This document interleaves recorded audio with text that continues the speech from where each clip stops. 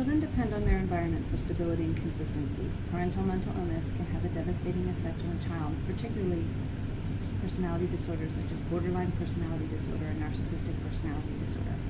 Harry will discuss the characteristic of these personality disorders and how a parent with a diagnosable mental illness can have a negative impact on a child's mental and emotional development.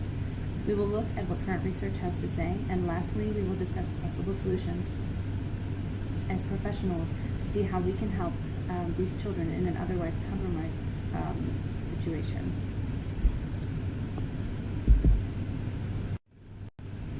There's a lot of evidence from psychological and developmental perspective and that of social science field that have contributed greatly to recognizing and identifying what children need to develop and grow into a functional citizen of society. Children depend on their environment for stability and consistency. We know this as psychologists and behavioral scientists. We understand that these are crucial variables and that they do not operate in a vacuum, but rather are part of an intricate tapestry of intersectional and multidimensional features. Nonetheless, the child's environment will be the primary focus here, as it has much to do with the shaping of who they are as a person. A child's environment significantly shapes their developmental growth and emotional maturation as an individual. A child will need positive reinforcement and positive attention from their parents, particularly the mother, as she is generally the primary caregiver. They need socialization and an understanding of society and social norms. Children also need good role models, positive role models, who reinforce healthy behavioral conduct. Much, if not all, of these features begin with the child's initial environment, and many of these standards are set in motion by the parents. Why discuss personality disorders specifically? Why not the effects of substance abuse or physical abuse? Because personality disorders are a mental illness, they can be tricky to detect and diagnose. Also, the damaging effects that parents with personality disorders can have are very insidious. With substance abuse or child neglect, we can report these behaviors with a more easily identifiable, these effects. We can report these behaviors and that are more easily identified. However, with personality disorders, it is often more difficult and requires more time to identify. And this is why I bring up this topic today, so as to bring about awareness.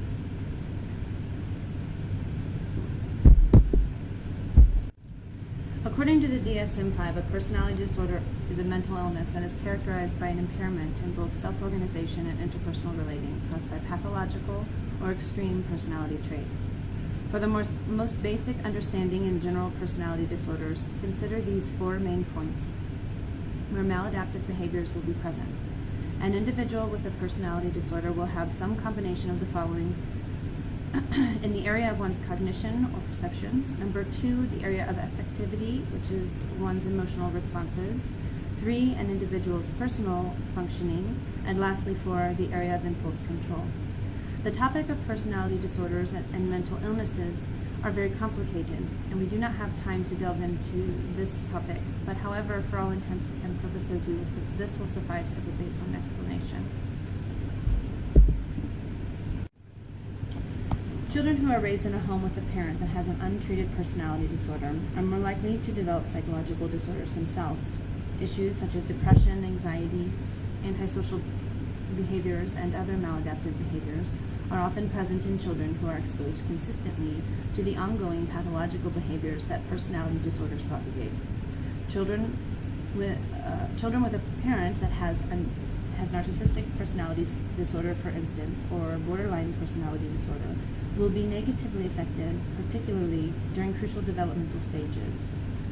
Parental narcissistic personality disorder was measured in a recent study in 2015 and found to have a measurable influence on children's vulnerability and long-term development of anxiety and depression. Further research was found to have parents with a personality disorder will be compromised in their ability to provide sufficient and appropriate emotional care and provide the necessary nurturing for their children, especially if left untreated for an extended period of time. The family system dynamic within the home and the relationships therein can be altered and significantly impacted as well. especially with a parent that consistently responds antagonistically, unpredictably, or tends to overreact, all of which all of these characteristics are characteristic of different disordered personalities that have been mentioned. Researchers from the International Journal of Psychology and Psychological Therapy in 2015 have discussed the results from the research on the psychological manifestations in children being reared in a compromised environment where the parent has been diagnosed with a mental illness. Furthermore, with the current statistical status of personality disorders consisting of nearly 15% of the U.S. adult population, this percentage is roughly 31 million persons who are affected by at least one personality disorder. Other studies have shown us that there is a significant number of individuals who have more than one diagnosis. That is to say that when there is one personality disorder present, there is probably more than one diagnosable mental illness going on. And in severe cases, we will see individuals with personality disorders coupled with other problematic behaviors such as substance abuse disorders. The larger number we see here, upwards of nearly 80 million, is roughly the number of individuals in the U.S. who are currently taking psychiatric medication for anything from mood stabilizers to antidepressants or anti-anxiety medication. This is a lot of pharmaceutical drugs. So there is a need for awareness and there is a need for understanding with regards to mental health and emotional and mental hygiene.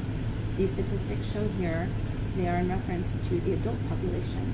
So my question is, what of the children present in these environments? How are the children being affected? And are their needs being met?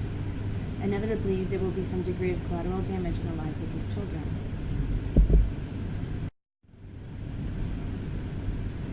As suggested by reports in 2011 and 2015, the research shows a positive correlation between maladaptive behaviors in parents and psychosocial disorders in children. The environmental, psychosocial factors, and genetic biological factors that negatively affect children can be directly influenced by the behaviors of the parents.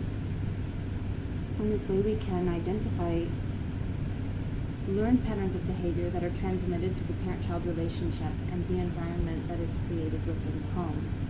These scenarios, coupled with other external factors, can manifest in unhealthy lack-style coping mechanisms, which these patterns are picked up by the children through nonverbal and verbal transactions, and with time solidify and stabilize. It is important to realize that children do not have a voice in these situations. They do not have, we do not have a choice about the family we are born into. All this to say, children do not have the communication skills or the emotional or cognitive wherewithal to fully understand the difficulties we are talking about. So what are the consequences of not addressing these issues for children? As a child develops and evolves their sense of self-worth and self-perception, it is important to recognize the internal and external influences of a child's environment. Perhaps an appropriate question to ask might be, what kind of environment is being created to prepare and equip this child for their future?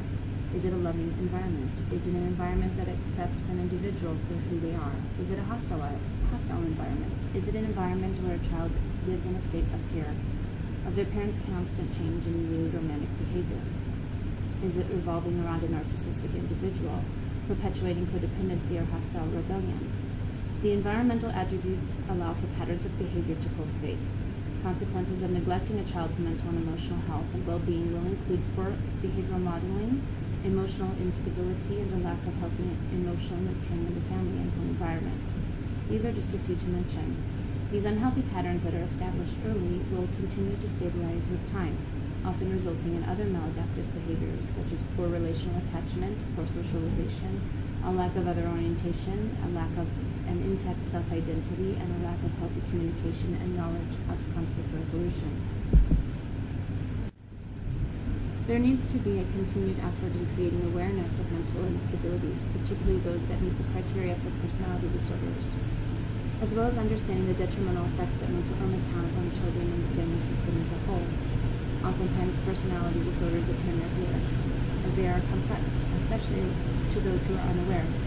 Personality disorders are very real psychiatric and mental illnesses. Understanding the issue is the first step to attempting to fix the problem. This is particularly important for children. Again, children do not have a voice in these situations and may require assistance. In schools, children are taught about dental care. They are taught about healthy eating habits and the importance of physical health and exercise.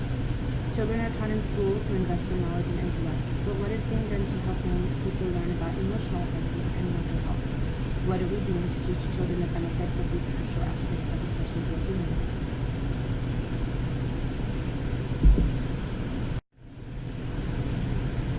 Ben Morris in 2013 wrote in his article, Let's Put Mental Health Education on the School Curriculum. He suggests that children's mental health is every bit as important as their physical health. The U.S. suicide rate is the third highest cause of death for those between the ages of 15 and 24, and the second highest for those between the ages of 25 and 54. He confirms that mental health awareness and education is lacking in the U.S. school system. With this knowledge, I recommend that there be implemented a basic standardized curriculum for mental and emotional health hygiene, as well as the offering of life skills courses in school. Life skills classes can provide children the tools of communication and conflict resolution with basic mental health terminology and broader vocabulary of mental health concepts. These ideas can be taught in a variety of ways and catered for different developmental age groups. When formatted for K-12 students, this provides a consistent opportunity to learn from an educational platform, similar to the already standardized physical health education and sex ed process.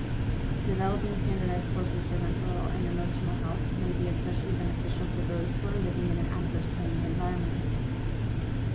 In effect, a consistent awareness about mental illness and mental health may help to erase some of the social stigma that exists around these prevalent issues.